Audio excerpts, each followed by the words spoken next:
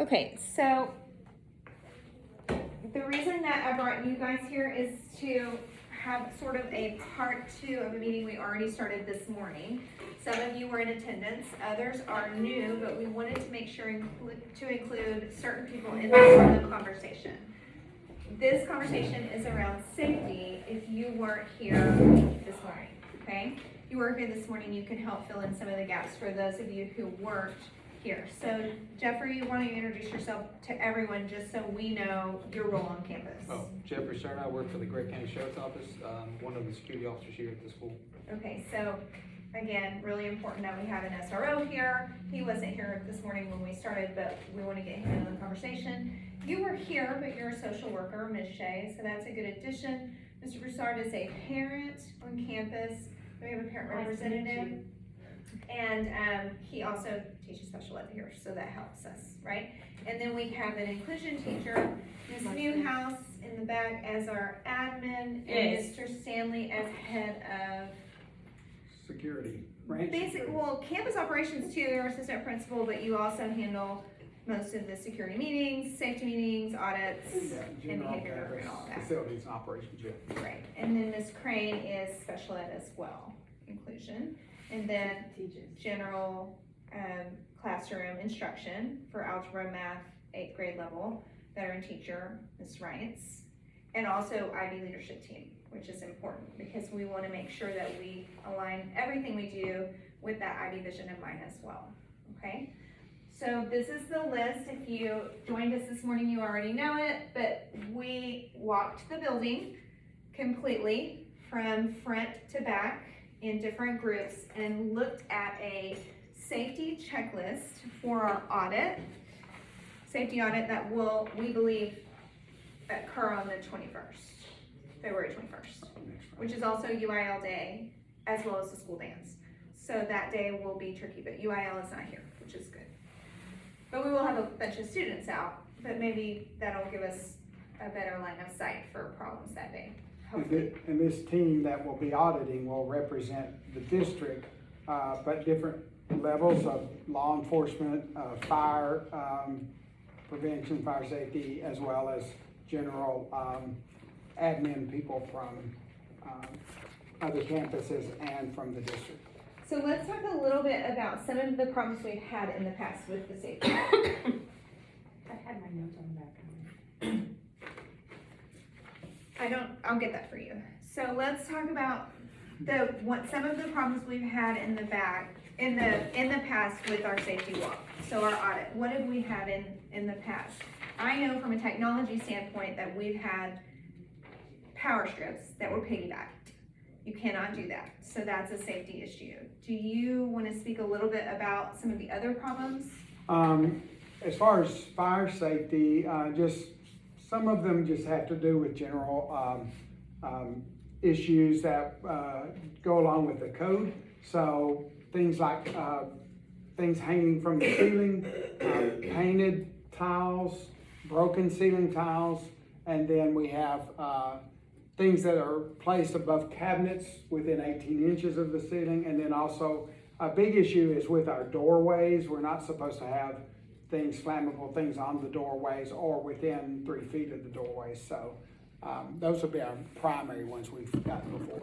Okay, and anything that we saw this morning that came up for discussion that perhaps we could get in trouble for that we didn't get in trouble for in the past? I know we have a lot of new computers and stuff on campus, so anything there?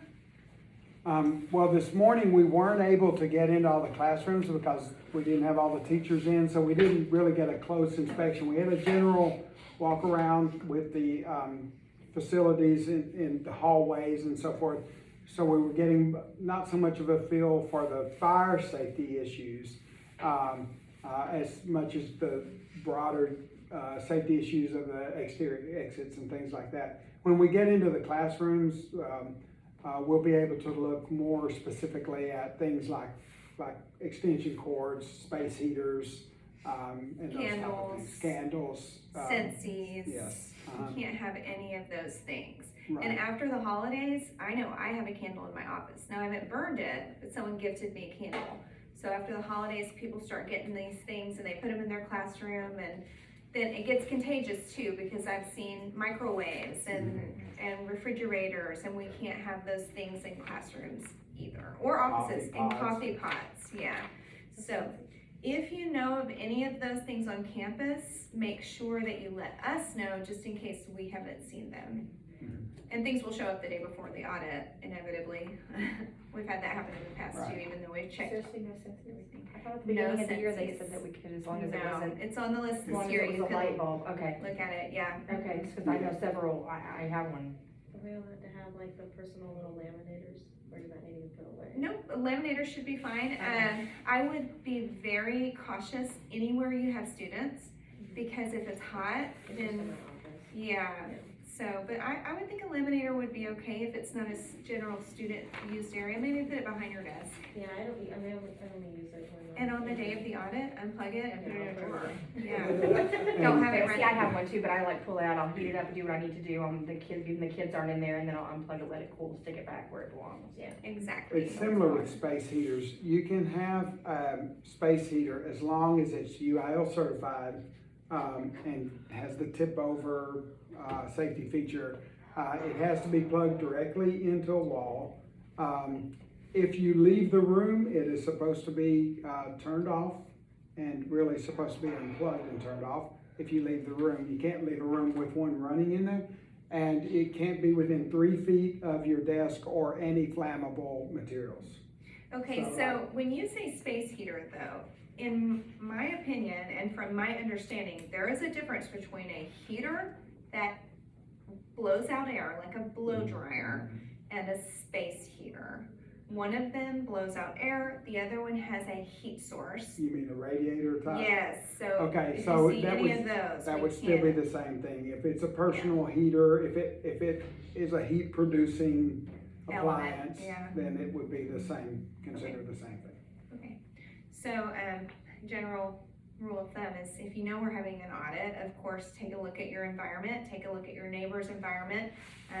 Don't make any big changes the day before without talking to someone, just because we're doing this in the process of the next couple of weeks, and we have been over several months, so. Okay, this morning we talked about adding industrial rugs for areas when there's rain, because some teachers noticed that students and teachers and staff were slipping. Unattended children continues to be a problem, and we're looking into getting the ID machine fixed so we can identify why the student is in the hallway, who they are, what their name is, and all of that. Unmanned duty stations. So this happens all the time, and I'm guilty of it. I was in an accountability meeting. You were there, so you can say as a witness, I was there. And I did not make my duty station at lunch. Mr. Stanley reached out to me, where are you? And so we had enough people at that lunch, thank goodness. But it's another example of we have got to stay cognizant of time. And this isn't to tell you guys what to do. This is to get you in the know so we can more effectively encourage teachers. So how can we do that? We're talking about solutions. How can we get teachers on board with being compliant in all these areas, right? Because this is really the cream of the crop right here. These people aren't missing duty stations. So we need to figure out how we can get everybody on board for missing duty stations, or being at duty stations. Labeling the sped rooms. On the audit checklist, it says we are supposed to label the sped rooms. But we still haven't figured out if that's FERPA approved. Yeah, I'll get clarification on that. Yeah, because if a kid is in the behavior unit and he's one of 2 kids, then we don't know if labeling the behavior unit is legal.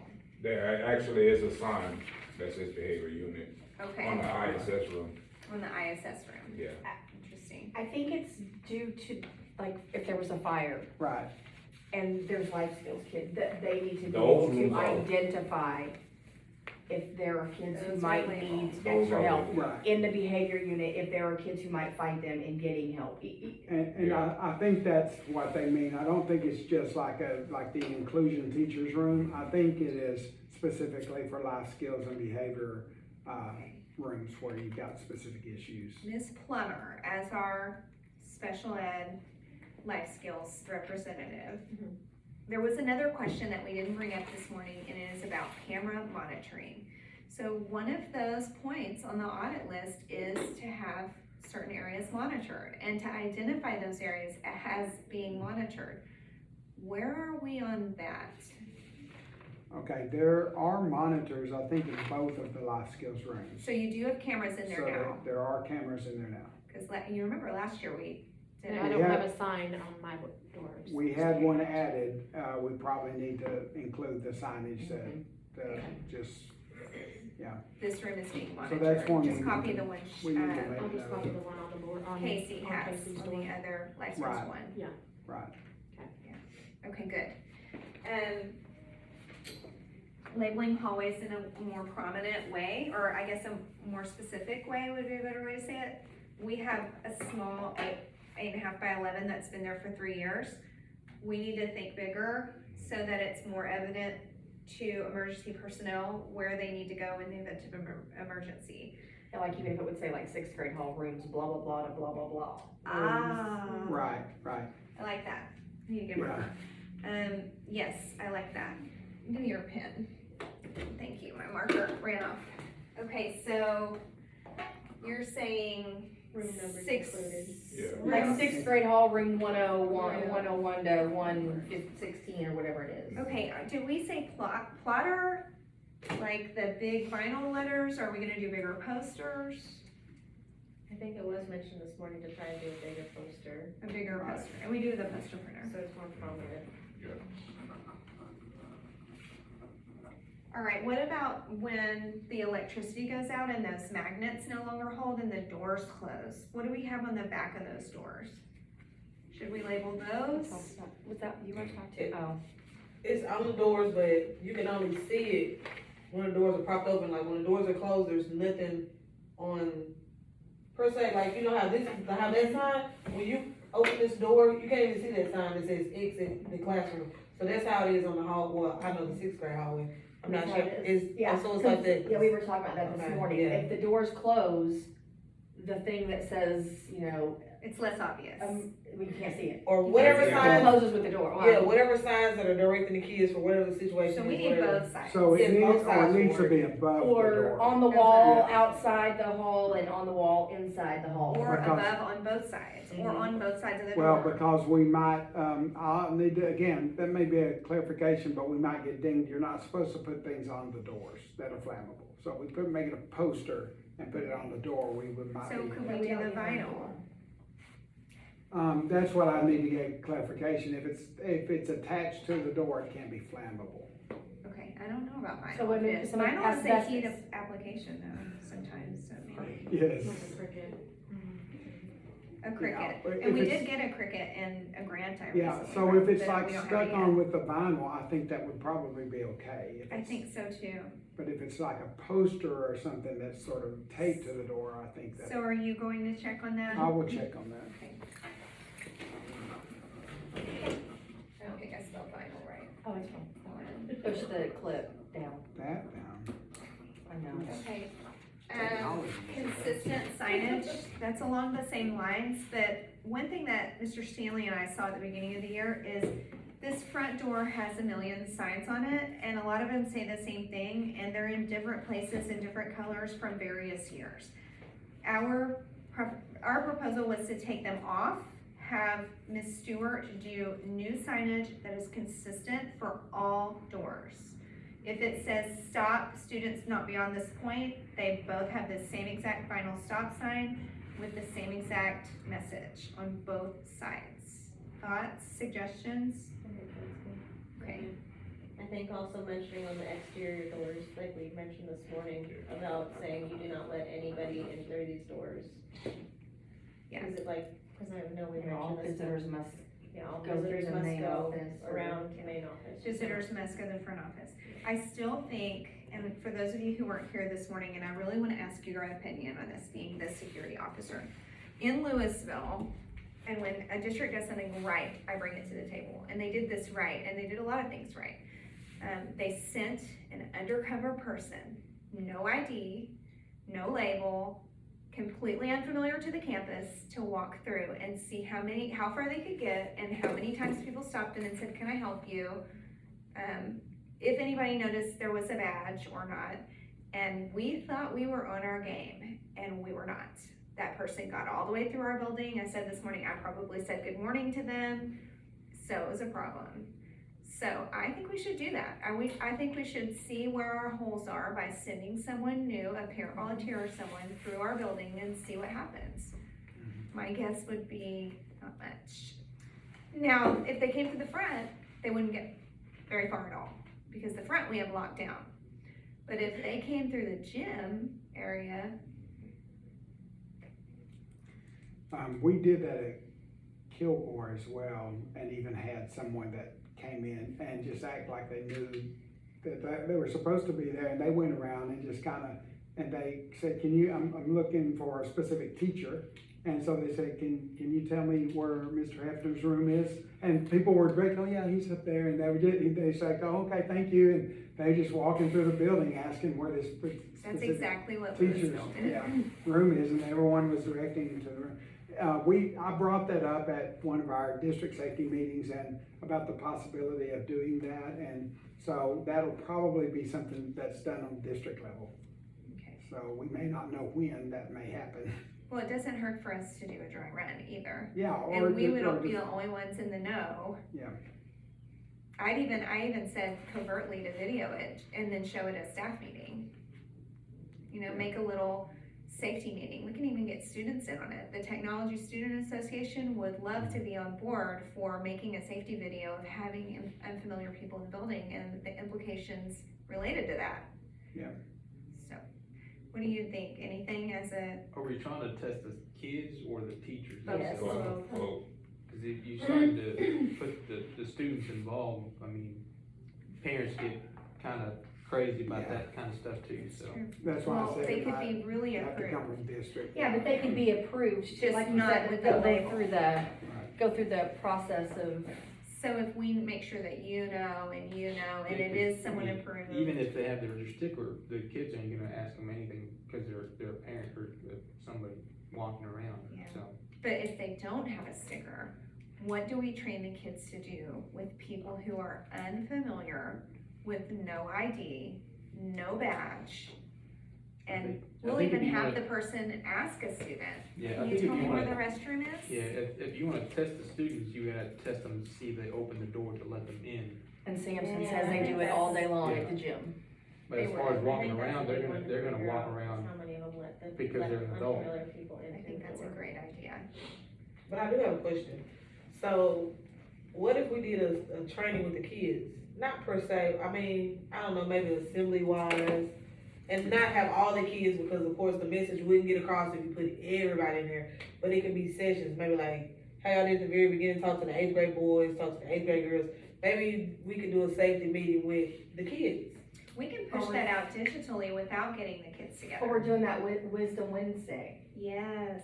Maybe just on a Wednesday in your third period class, show this video that TSA put together about don't let these people in. And it don't- can be a 5-minute video. We talked about that. That would make a Just big having the kids make a video of, like, an adult standing at the door knocking, and the kid comes around and then say, don't, do this. And just have them make up their own videos and then push that out. Good Yeah. deal.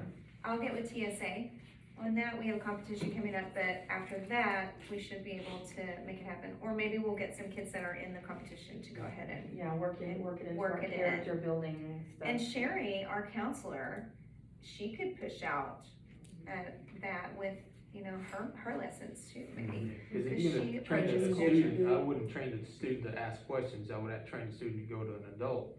Cause you don't want that student confronting an adult that's not supposed to be here. That's a really good point too, is do we want them speaking to a stranger at all? Or do we want them notifying? Yeah, to go over and say, hey, does that person belong here? or That's a good whatever. idea. That's a really good idea. Okay. That leads into, very quickly, snitching. So this is kind of where we shifted to culture, school culture. We talked about the stigma of snitching with kids and how we're gonna have to intentionally teach them the difference between tattling and reporting and then the importance of, you know, reporting the big stuff. Thoughts? You had told a valuable story this morning. Do you wanna share what happened with that particular student? Ultimately, he was pretty much going home just telling his mom stuff that it wasn't even true, cause it had nothing to do with him, like, something happened in band.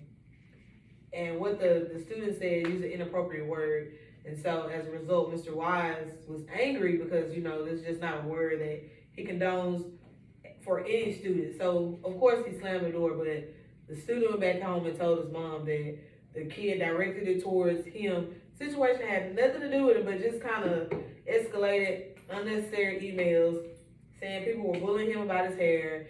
He was saying this kid was bullying him in science. Mr. Harris had no clue about it. So it kind of goes back to investigate before just, I mean, cause some kids, they do tell the truth, but then his track record was starting to turn into, oh my gosh, he's starting to go home and tell his mom everything, and everything is turning into lies, so.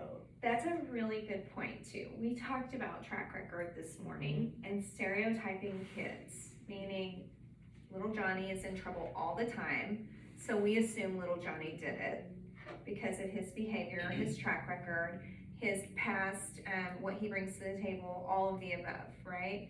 Maybe even we know a little bit about his family, and we know that, you know, he's not held to standards that are consistent with our classroom culture or school culture. So I think that we need to do a better job training our teachers on stereotyping, and then in response to that, or a follow-up maybe with the students, and we have our counselor work that into the counseling sessions, or our social worker, or even our ELA teachers as a, you know, right in response. I think going back to the awareness training too for the other safety issues, just this past year, we had a student that brought a BB gun to school, had carried it around for 3 days before we found out about it. Found out a lot of other kids knew about it, but no one told.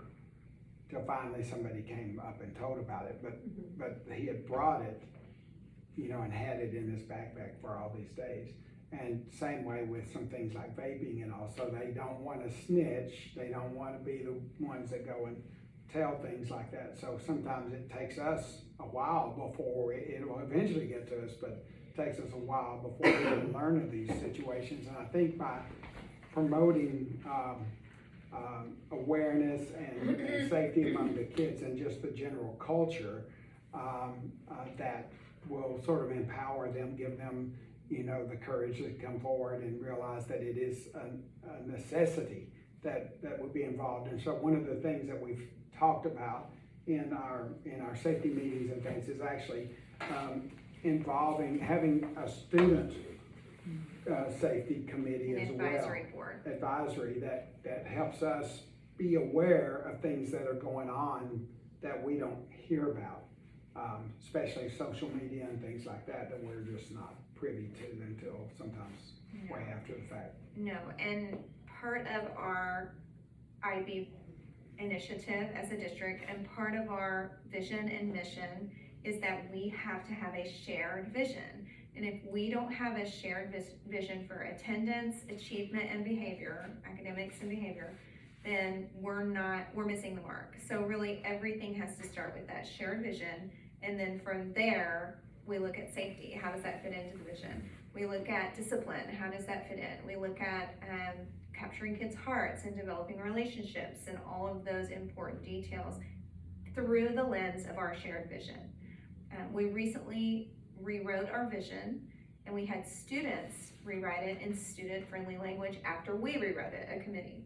And so that vision will be posted on the wall in several areas of the school to encourage us all to be on the same page. And it mentions global context, it mentions character, it mentions obviously the academic aspects and everything else that goes along with the learner profile. So that'll help us with some of what you're saying. As far as discipline is concerned, since we brought it up, do you feel supported as a classroom teacher when you write a student up? Absolutely. You do. I've been to a place where we were not supported in any way, shape, or form, and I assure you, that is a complete 180 from where I was to where you guys handle things, without doubt, yes. But you have a great handle on classroom management. So think about the teachers who are new and struggle with classroom management and have lots of write-ups without names. How do we get them from where they are to where they need to be with discipline? It's a rapport. That's what I think, is a rapport that you establish with the kids. I mean, I don't know, they just know, don't play that, I'm not playing that game. But you're letting yourself off easy, Miss Crane, because I've watched you. You're consistent. Brand new teachers don't know. They're pulling everything out of the hat. They don't have the experience to be consistent. So how do we train them up to be Not consistent? be friends with the kids. Not be friends. You can't be friends with them. Not in a way And I'm that not saying undermines. belittle the kids like, oh, you're so beneath me. Because sometimes you have to meet a kid at the point of their need. So sometimes, like I said this morning, some stuff you gotta pick and choose your battles. A referral is not always The needed. answer, I It's agree. not always the answer. Now, when they're just belligerent, defiant, you've exhausted all of your resources. Or the non-negotiable. Right.